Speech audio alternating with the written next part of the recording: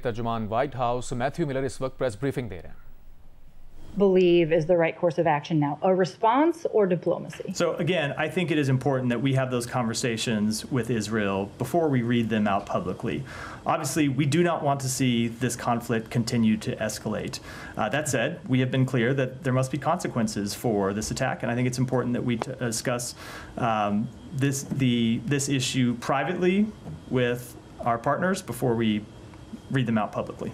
Okay, and in previous instances, it had become known that that part of the way, as you mentioned, the U.S. deterred Iran from taking action was through diplomacy, including the pushing of the potential of ceasefire talks, a potential breakthrough in Gaza. That seems remote now. What is the status of ceasefire talks, either in Gaza or in Lebanon, that the U.S. had been pushing in the weeks prior to these developments? It's a really good question, and I will say, I went into some of this detail here yesterday. Where we are on the ceasefire talks in Gaza is that the terrorist group that Iran funds, Hamas, has been unwilling to come to the table to engage the past several weeks. So yes, it's true that we have not been able to advance these ceasefire talks, but it's not because of any lack of effort by the United States or our partners in the region. It's because the terrorist organization that Iran has sponsored for years and years and years has refused to come to the table. So if Iran wants to use the breakdown of ceasefire talks as an excuse for its actions today, it needs to point to the terrorist group that it controls.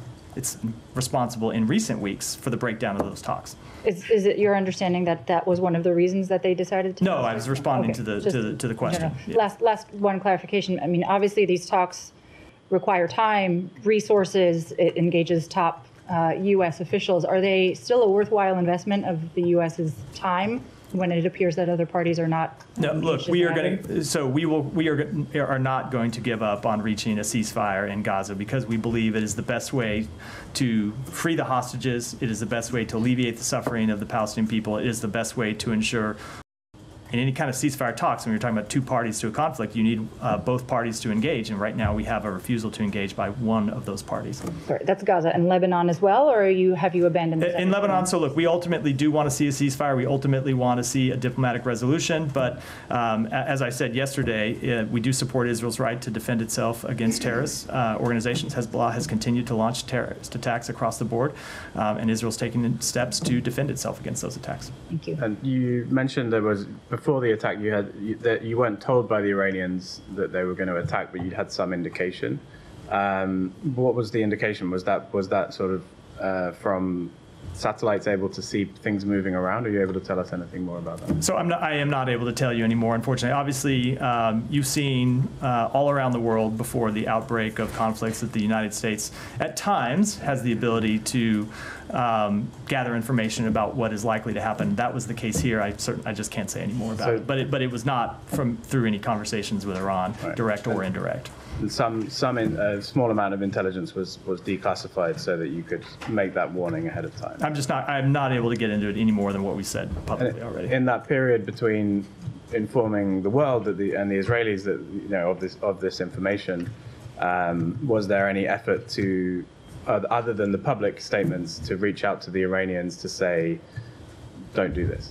So I will answer that by saying we have made clear for some time that we have the ability to send messages to Iran when it is in our interest to do so.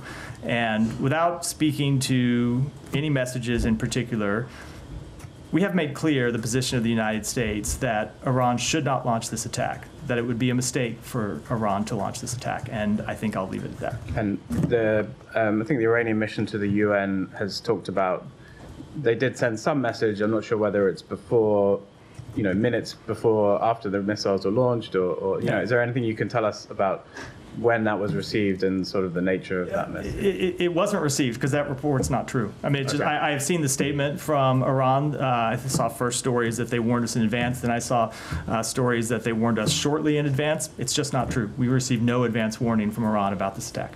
Okay, and since the attack... And sorry to interrupt. Sorry. I would just note that this is not the first time that Iran has said things about supposed interactions with the U.S. government and messages it has sent to the U.S. government that have not been true. They have done that a number of times over the last few months, and this is one of those examples. And you're saying up till now, up till when you took the podium, I guess, there was no sort of diplomatic note from the Iranians Correct. explaining their action. Correct. Just to Eva, follow up yeah. on their statement from in the UN, they said that this attack in response to the violations for their sovereignty and also attacks against their nationals. Now, sovereignty, the attack on Ismail Haniyeh on their territories. Do you think this is a legitimate argument for them? No, of course it's not. If you look at the supposed argument about attacks on their sovereignty, I would say first of all, that's an event that happened weeks ago, and what's changed in the weeks since then? You've seen the death of the leader of a terrorist organization that Iran sponsors, funds, controls. That's what's changed. And to the extent that any Iranian officials have been killed in the past few days in Lebanon or in Syria, it's because they were meeting with terrorist organizations, meeting with terrorist leaders. And it goes to the point I made a moment ago, which is what you saw Iran to do today was come to the defense of a terrorist organization. I don't think it holds water when you look at all the events of the past few weeks that this event had anything to do with Iran's sovereignty. It has to do with the fact that a number of the terrorist organizations that Iran has set up for years as a way to undermine and attack the state of Israel have been weakened, first over the past few months and then most recently over the past few weeks. It's quite clear that's what they're responding to. Okay, and one question on Lebanon. I know now everybody is concerned about a widened war, about escalation, but also there are concerns about repercussions in Lebanon. I'm talking about the humanitarian situation, about maybe civil war at some point. So are you talking to the Lebanese? What are your concerns? What are you doing? Are you talking to the LAF? You've been supporting the LAF, and yesterday you were talking about stability and their role in the stability inside within Lebanon. Who are your partners in Lebanon? So let me speak to first, you kind of mentioned on the way into the question, the humanitarian situation. We are working to address the humanitarian situation in Lebanon. I would note that the United States has been one of the, if not the largest contributor to humanitarian relief for the Lebanese people going back years, and we will continue to work to provide humanitarian support for the Lebanese people. And we are coordinating with our partners in the region, with international organizations about the shape and nature of those relief efforts even as we speak. When it comes to the political situation in Lebanon, look, Lebanon has been plagued by instability, as I know you know far better than me, for some time. And certainly not the only, but one of the driving factors of Lebanon's instability has been the fact that Hezbollah plays a significant role in the political organization of Lebanon and has held a veto over Lebanon's ability to move forward with a new president, and has held a veto over the security situation of Lebanese civilians.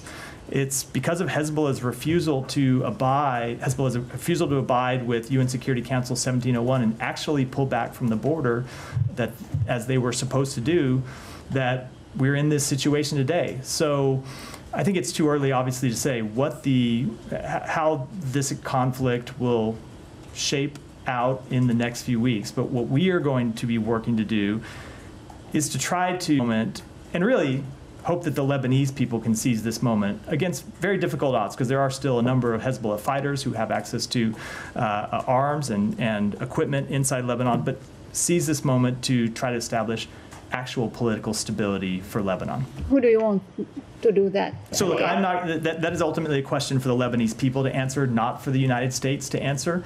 But when you see the degradation of Hezbollah inside Lebanon, which has been such a destabilizing force to the country, hopefully, and you can't predict that it's going to happen, but hopefully that's an opportunity for other political actors in Lebanon to step forward. Yeah. Matt, I mean, in your answer to Matt, and also during this 12 months, you've been always saying that your main goal in this conflict is not for it to spread to a regional war. And I believe now we are maybe one step further from a regional war. But do you think that your way of trying to contain it and through your diplomatic means by drawing boundaries and lines to Israel, that if you cross this will escalate into this war or that war, and the Israeli prime ministers keep crossing those lines, keeps escalating in the region, whether it is in Gaza with the Philadelphia corridor or in Lebanon. First, you advised against major operation in Lebanon. It happened. You advised against ground incursions in Lebanon. It happened. And now we reached to this point. Do you think that he's dragging the United States into a regional war, as he was saying that he wants to do that for a long time now? So let me say a couple things about this. First, it is absolutely true that Israel makes its own decisions about its security and about its path forward in the region. And that's true about Israel, but it's true about every other country in the region. The United States offers its advice, it offers its support, it offers its diplomatic capabilities to our partners. But ultimately, our partners and our allies have to make their own decisions about their future. And the United States has to make its own decisions about our national interests. And I know that's what the State of Israel does and what they will continue to do. And we will continue to make our own decisions about our national interests. And the decisions that we have made that we will continue to stand by and continue to pursue is to use our diplomacy and deterrence to try and avert a regional war. We're going to continue to do that. But it's always been true that there are a number of other players in the region besides the United States. It's Israel, it's terrorist organizations, there are other countries in the region, all of whom have agency in this question. And what we will continue to do is use our diplomacy, use our deterrence to try to achieve the best outcome possible. But don't you see that maybe you are enabling the Israelis to seek, what you say, their own interest in their own way of thinking, by risking or going against your interest as the United States of going toward a regional war? So they are going to make their decisions. We are going to make decisions about our interests. But if you look at the questions that have been before us the past few days and the questions that got us to where we are today, we're here responding to an Iranian attack that we, along with Israel primarily, were able to successfully defeat, that Iran launched because Israel has taken out the leaders of a terrorist organization. And that's something we support them doing. So while there are certainly steps that Israel takes with which we do not agree, and we have been quite clear about that, we do support them taking out the leaders of a terrorist organization. We support them degrading a terrorist organization. Those are steps that the United States would take as well. Those are steps that Arab countries in the region would take. Doesn't mean we always agree with the way that they do it, but we fully recognize their right to do it, and we're going to continue to have conversations with them about the best way forward. My last question is just, there's some statements coming from Tehran that they waited so long after Haniya was assassinated in Tehran because they received messages from the United States that something will happen regarding the ceasefire in Gaza, and this maybe will give them a way of not responding to Israel, and this didn't happen. Did you give them this message? So we made clear through a number of diplomatic channels. I'm not going to talk about our direct communications with Iran, as I never do, but we did make clear through a number of diplomatic channels that the situation in the region was very tense and that the ceasefire talks were at a very delicate nature, and Iran should not do anything to upset those talks. Now, what's happened in the meantime? Obviously, there's been a lot of water under the bridge since that date, but if you look at what's happened in the past few weeks, it has been Iran's client terrorist organization that has been the impediment to reaching a ceasefire agreement, which is not to say that there have not been times in which Israel has made reaching an agreement more difficult. They absolutely have, and we have been trying to work through those objections as well. But in the past few weeks, it's the terrorist organization that Iran supports that has refused to come to the table to talk about how to get a final agreement. So, Saeed. Thank you. You're saying that Hamas has rejected, or Hamas is obstinate about the ceasefire talks. I just want to understand what you're saying. Yeah, so it is. So to be clear, I went through some of this yesterday, Saeed, and I know you were out. Everybody's allowed. Sorry about that. And no, everybody's allowed a day off. So obviously, this has been a long and winding road trying to get an agreement over the finish line. if you look at the events since the president put forward a public proposal on May 31st, and then later, I think it was in August, where he presented a bridging proposal to both parties that narrowed the differences down to a final few provisions that we were trying to work through. Obviously, there were things where we wanted to see Israel make tough decisions, and there were places we wanted to see Hamas make tough decisions. And we thought we had been making progress on narrowing those differences and having a proposal that would bridge the final differences between the two parties. And then in the past few weeks, Hamas just stopped engaging with the mediators, with Egypt and Qatar. So right now, which is not to say that there aren't, as I said in response to one of the other questions, not to say that Israel, if we can get back on track, doesn't have difficult decisions to make. They will have difficult decisions to make, and we will be pushing them to make those difficult decisions. But right now, and for the past few weeks, it's been Hamas being unwilling to engage in any meaningful way with the mediators that has kept us from moving towards an agreement. Yeah. But a couple of things. Has Israel engaged in a meaningful way We in have the been last engaged. week? We have been engaging. So They we have. never responded when you guys put forth that proposal for a 21-day ceasefire. So let's keep things separate. We're talking about the ceasefire proposal in Gaza right now. They have been engaging with us on a meaningful way. I can talk about that. Okay. When Saeed's on, I can come back and talk about that, about the That's what you're we're talking about the proposal in Gaza. Just to follow up, although Hamas did accept the proposal as was suggested by the president on May 31, they accepted it. Just to be clear, before you go on, in fact, they keep saying it's not accurate. They keep saying we accept it wholly. I know they didn't. Okay. I can tell you, having Okay. looked at the text, the original proposal, and looked at the text of the response, they accepted some provisions and proposed changes to others. That's not an acceptance. That is a negotiation. Yeah, but a couple of things on this point. I mean, you mentioned that Israel has a right to go after terrorist leaders and kill them and so on. Israel has been doing this for decades. They've killed scores of Palestinian leaders, scores of Lebanese leaders, and so on over the years. Has that in any way really lessened the conflict, resolved the issue and resolution of the conflict? There is do you believe? Do you believe that what Israel is doing now is basically makes it safer? There has been a long history of violence in the Middle East. Decades and decades of violence. And you have heard the Secretary talk about one of the things we would like to accomplish is to break that cycle of violence and ultimately reach resolutions to establish an independent Palestinian state, which of course is the absence of which fuels much of the insecurity in the region. We would like to see Israel normalize its relationships with its neighbors. But in the meantime, that does not mean that Israel should not defend itself against terrorists that are committed on killing its civilians and destroying its state. Any country would do that. Mm-hmm. Okay, let me ask you, just shift gears on the aid issue.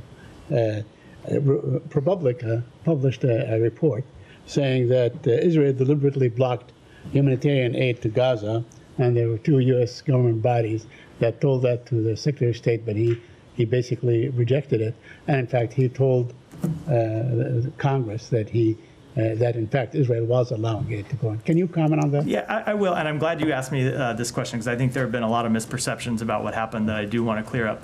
So it is not at all uncommon when the United States government is looking at difficult questions for different agencies inside the United States government to come to differing conclusions, or different bureaus and components inside an agency to come to differing conclusions. And that's what happened here. You had a number of components of the department that were making recommendations. You had other agencies inside the U.S. government outside the State Department who were providing information to the Secretary. And when the Secretary got all those recommendations in a number of meaningful ways, they conflicted. You had some people making one set of recommendations and other people making, if not diametrically opposed recommendations that conflicted. And so that's not an unusual thing. That happens all the time when making difficult decisions. And so what the Secretary did is what we always try to do, which is to sift through those conflicting recommendations, look at the underlying information, and make the best judgments we can. And the judgment that we ultimately made, if you read the National Security Memorandum, and I think a lot of this has been lost by people who have forgotten in the months since it was released what it said, that report was quite clear in identifying that there were a number of steps that Israel had taken or not taken that had led to the hindrance of humanitarian aid being delivered to Gaza, and that we were quite concerned about those steps. But in the meantime, they had implemented a number of additional measures that we had recommended to them to improve the delivery of humanitarian assistance. And it is looking at all of those factors together, where the situation had been and where it had gone, that led the Secretary to come to the conclusion that he made. So it is far more complicated than the kind of headline or tweet version of this situation that I know often gets written up. I will say the final thing I will say about that is this is an ongoing situation where we constantly monitor the situation, identify deficiencies, engage with the government of Israel, engage with the UN and humanitarian partners in the region to try to correct those deficiencies, and then move forward. And our assessments, because we're not done making those assessments, will continue. Yeah, Tom, go. Oh, yes. Just a specific follow-up on that. You talked about these different parts of the State Department making different recommendations. In the ProPublica story, and I guess we know about this from the NSM, but if you were going to look to parts of the U.S. government to tell you on the specific question of whether a country is blocking the delivery of humanitarian aid, wouldn't you look to USAID and PRM in this building? Aren't they exactly the two parts of the government that you would ask that question? So I would look to them. I would also look to our experts in the region, our experts in the bureaus that cover the region, as well as other U.S. government agencies. And that's what we did. And without speaking to the recommendation of any individual component, any individual bureau or agency, because it wouldn't be appropriate for me to do that, the Secretary got conflicting recommendations and had to resolve those. Doesn't it suggest, and isn't the Secretary's decision based on recommendations? He's taken the expert recommendation on that specific humanitarian question and considered it looking at the political and strategic other influences and made a decision. But the actual technical advice from the two agencies involved in that specifically was that they are Washington में तर्जुमान अमरीकी महकमा खारजा Matthew Miller press briefing कर रहे हैं आपने मुलाहिजा की You have conflicting information. It's just, wait, so there was conflicting information? You had conflicting assessments from different bureaus inside the department. Okay, but assessments were based on facts on the ground, right? They were based on... Right? They were... What was happening on the ground? So it's not just... So unless one of these two bureaus just got it wrong and didn't, then they were giving their... No. It is, their assessment was based on the facts, No, right? It is not just an assessment of facts on the ground, but how facts changed over time, which is one of the things we laid out in the report, that if you looked at the actions by the government of Israel, and as important as actions at time inaction, things that we had recommended they do that they didn't take, we concluded that some of the actions they took and some of the inactions, things that they hadn't done, had led to a slowdown in delivery of humanitarian assistance. But we had intervened with them, and they had taken a number of meaningful steps in another direction that led us to make the assessment that we did. To the point where now everything is just fine. As I said, it is an ongoing assessment, and we constantly see deficiencies that we try to alleviate. The situation is nowhere close to fine. Yeah. On the Israeli raids into Lebanon, just first of all, I mean, do you have any updates on your assessment of what's happening in the ground, if these remain limited as has been described? So as of today, we have continued to see limited targeted raids. I won't speak to the future, but that's what we've seen as of this point. And I think the Israelis have spoken about these going back some way in time as well, actually. Is that your understanding that they have been, they were going on to it well before? I think with that level of detail, I should, about a military operation, I should defer to them to speak. Okay, and you talked about this combination of deterrence and diplomacy. So and you're going to be consulting with the Israelis in terms of the response to Iran. Are both of those things that you're talking about important in your discussions with the Israelis now? Both deterrence and diplomacy? Of course, they always are. Okay, and on the point about, I just want to sort of get you to reflect on where you were at last week at the United Nations, a joint call with a number of countries urging restraint, de-escalation, a 21-day truce. Where we are now and what we've just seen happening in the region, when you reflect on sort of what has changed or what went wrong, if I can put it like that, for your own strategic position, what is the reason behind the complete difference in what you were aspiring to last week and where we're at now? So nothing has changed in what we're aspiring to. We continue to see ceasefire and a diplomatic resolution as the best way forward to the conflict in the north. At the same time, events that have happened over the past few weeks, like the death of Hassan Nasrallah, is the kind of event that we support, right? We want to see terrorists brought to justice. Attacks on terrorist infrastructure to both stop them from launching these rocket attacks against Israeli civilians, and, as I said in response to Hiba's question, to try to degrade what has been a destabilizing force for Lebanon and the Lebanese people. We support those actions, but long-term, ultimately, we do want to see a diplomatic resolution, and that starts with a ceasefire, and we're continuing to pursue that with Israel and our partners in the region. And when you said just finally that, I think, which I don't think I've heard you say before, but you described Israel as expanding the conflict in these actions, and you also then said that doesn't, you talked about the death of Nasrallah, and perhaps we're also alluding to Hania, I don't know, but when you said that terrorists are killed, it doesn't mean we always agree with the way they do it. Is that something you'd apply to either of these cases? It's not a comment I'm going to make with any specific for any specific strike, because as we've gotten into a number of times, there are when it comes to those types of assessments, a number of factors we have to consider. But I think it's true when you look at any government that launches military operations, we might look at it sometimes and come to different decisions, either for tactical reasons or strategic ones. Jillian, go ahead. The Secretary's op-ed in Foreign Affairs today, he writes, the Biden administration's about the Middle East. The strategy has put the U.S. in a much stronger geopolitical position today than it was 4 years ago, given what you've just laid out, all the encouragement from the U.S. towards Iran not to launch, escalatory strikes. It seems unfortunate timing. No, I think when you look at the position that the United States was in when President Biden took office, we were on the defensive around the world. The United States had squandered alliances, partnerships, friendships. We were pulling back in our engagements in Europe, in Asia, in the Middle East. People didn't know whether they could count on the United States or not.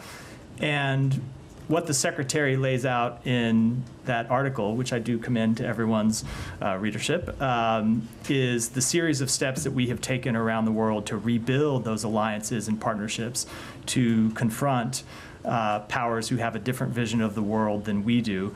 And I'll also note that one of the things the Secretary always hears in his travels through the Middle East, and I've witnessed this firsthand, is countries in the region welcoming U.S. engagement, wanting to see continued U.S. engagement, and oftentimes saying you are the only country that can play this diplomatic role. There's no other country in the region or the world that can play a role in trying to de-escalate this conflict, and so they want us to stay at it, and we'll continue to stay at it. So then why wasn't the U.S., the Biden administration, able to dissuade Iran from launching today's attack? Look, I think Iran has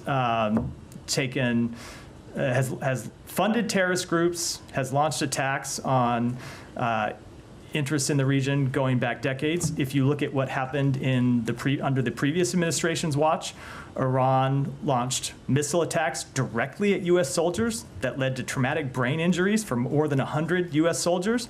So Iran has been a destabilizing force going back years, including during the previous administration. What we will do is continue to hold them accountable. Let me take one more, and then I'm going to wrap for today. On the question about the partners that you don't want to name, last time you did talk about coalition of countries you put together, the UK, the Gulf countries, Jordan. The fact that we are not hearing about same coalition, is it because of the lack of timing to get all the ducks in a row? I just don't want to say any more about the partners that we engage, other than they should speak for themselves. Sorry, I just wonder, could you say whether it's larger or smaller or the same size? I just can't speak to it at all. I also have a hard time understanding your definition of what's happening today. You said that Iran is supporting in defending the terrorist organization by attacking another country with ballistic missiles without any warning. If this is not an act of war, then what is it? So let me just go back to what I said today, which is that Israel, with help from the United States and partners, was able to defeat this attack. and we're going to consult with them on the days forward. Let me go to Nike. I said that'd be last, but Nike one more, and then I have some closing comments. Thank you. So on Afghanistan, quickly, we saw the statement regarding Tom West's transition from the Special Representative for Afghanistan to Office on Sanctions Coordination. What does this mean for U.S. policy toward Afghanistan? Is Afghanistan a US Washington में तर्जुमान अमरीकी महकमा खारजा Matthew Miller press briefing कर रहे हैं। उन्होंने कहा Iran ने 200 missile से इसराइल पर हमला किया, सूरत हाल का जायजा ले रहे हैं, इत्तेहादियों के साथ बातचीत कर रहे हैं। उन्होंने कहा कि हमलों के खिलाफ इसराइल के साथ खड़े हैं, अमरीकी तनसीबात महफूज हैं, मिसाइल हमलों को रोकने के लिए इसराइल की मदद की है। उन्होंने ये भी बताया कि हमलों के दौरान और बाद में अमरीका इसराइल राबते में रहे। उन्होंने बताया कि ईरान सालों से दहशतगर्द गिरोहों की सरपरस्ती कर रहा है, हमास मुज़ाकरात की मेज़ पर नहीं आ रहा था, हमास के मुज़ाकरात पर राज़ी होने की वजह से सीज़फायर नहीं हो सका।